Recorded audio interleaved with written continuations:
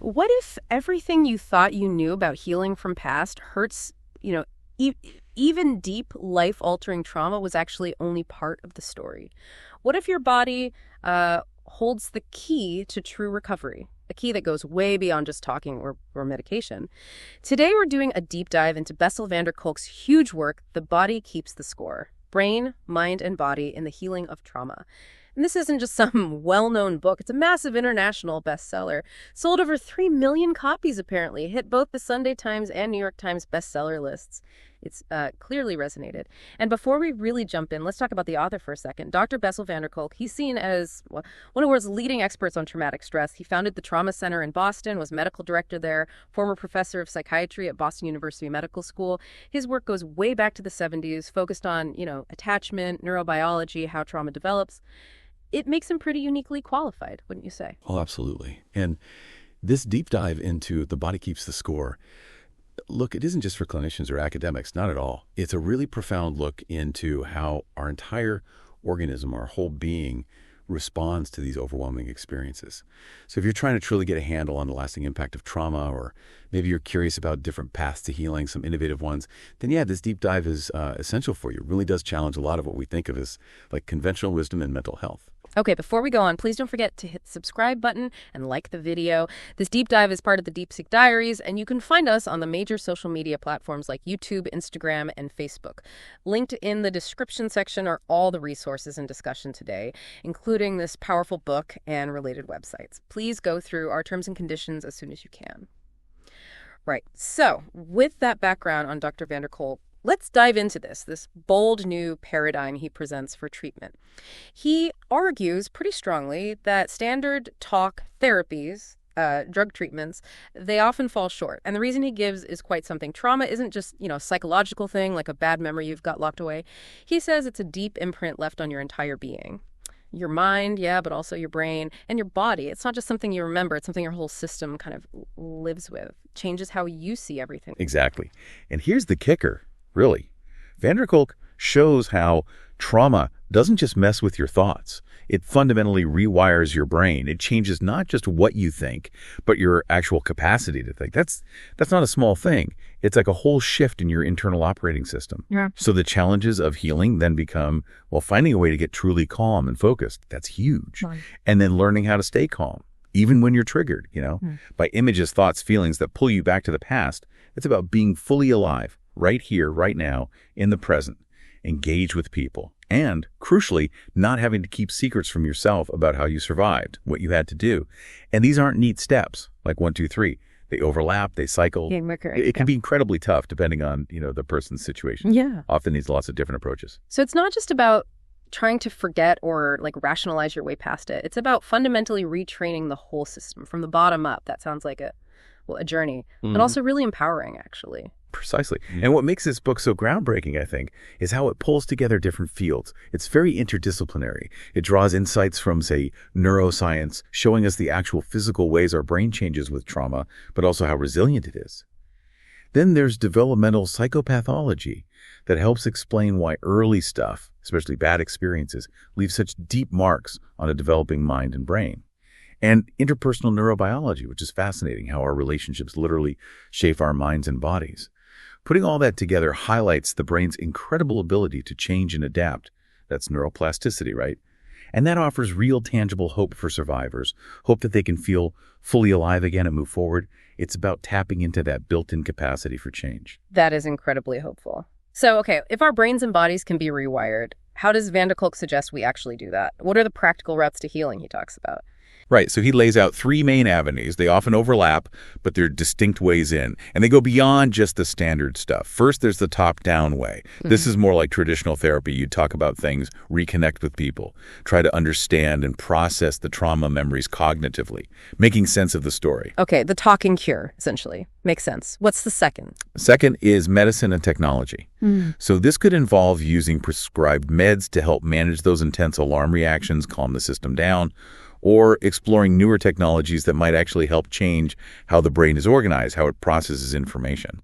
Interesting. Technology for the brain itself. And the third, you mentioned something revolutionary. Yeah, the third, and this is maybe the biggest shift for many people, is the bottom-up approach. This is about letting the body itself have new experiences.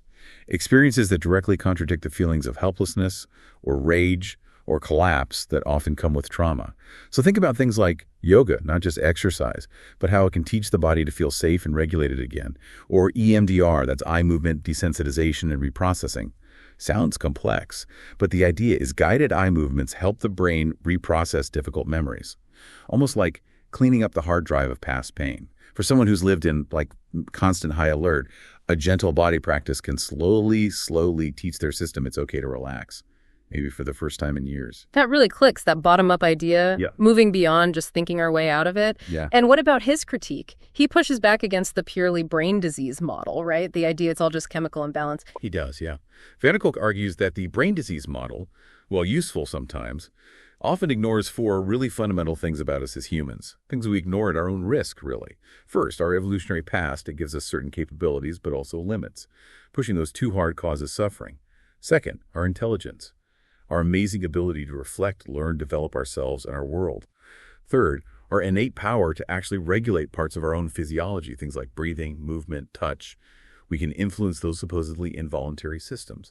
And fourth, our collective power. We can change social conditions to create safety and help each other thrive. So when we ignore these truths, when we just focus on a biological fault and maybe strip people of their sense of agency, we lose powerful ways to prevent problems and truly heal. It's like we hand over all the power to the healthcare system instead of realizing we have internal resources.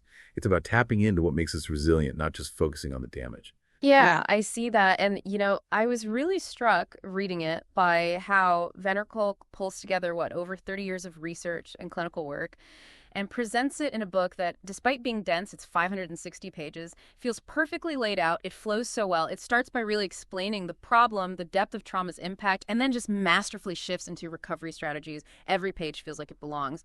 What do you think makes that structure work so well? Well, I think it's masterful because it manages to be both really rigorous scientifically, but also deeply human in terms of strengths. Its sheer comprehensiveness is pretty much unparalleled. It mixes that cutting-edge science with these really compelling human stories, case histories. That makes it informative, but also, relatable. You feel it.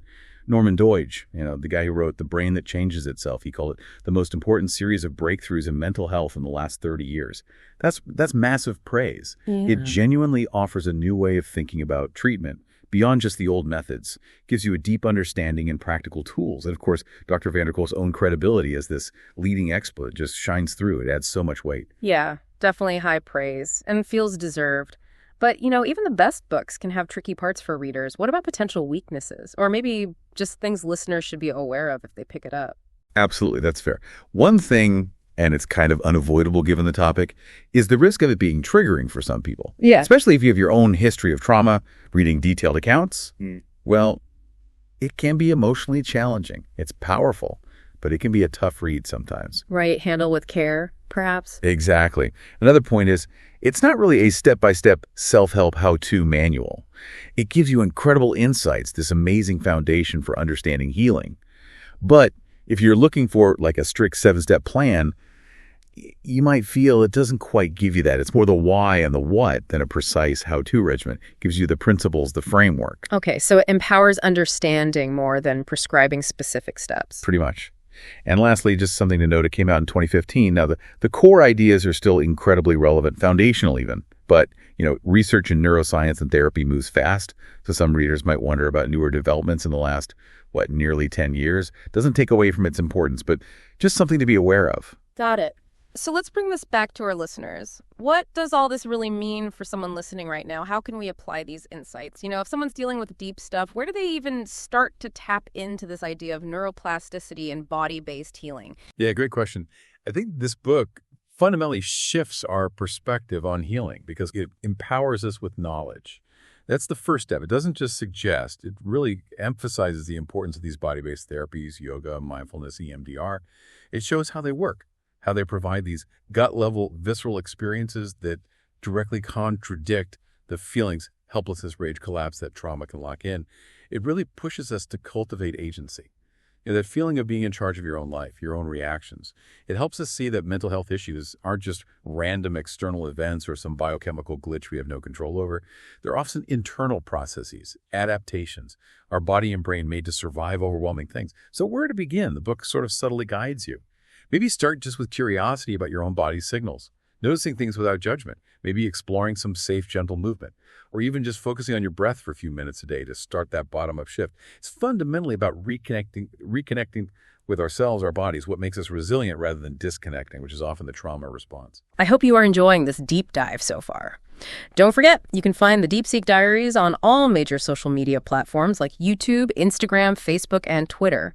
All the resources we've discussed today, including The Body Keeps the Score, are linked in the description section for your convenience. And, if we connect this back to what actual readers are saying, the customer feedback, say on Amazon, it really lines up with what we've been discussing. The book holds this amazing 4.7 out of 5 stars. And get this, from over 78,000 global ratings, with like 83% being 5-star. That's huge. Tells you something right there. Wow, 78,000 ratings. That's incredible reach. Isn't it? And looking through them, you see themes. Lots of reviewers praise its readability. They find it wonderfully written, call it a must-read for healthcare professionals. People highlight the insight again and again, saying it's filled with research and thought-provoking insights, how it helps them finally understand trauma's impact on just, like, everyday life. The praise for how it explains trauma itself, giving understanding and aiding recovery, that comes up constantly. I even saw one reviewer call it the greatest book I have ever read, saying it transformed me. I mean, you can't get much stronger than that. No, that's powerful stuff. And it's good to see the readability mentioned, despite the heavy topic.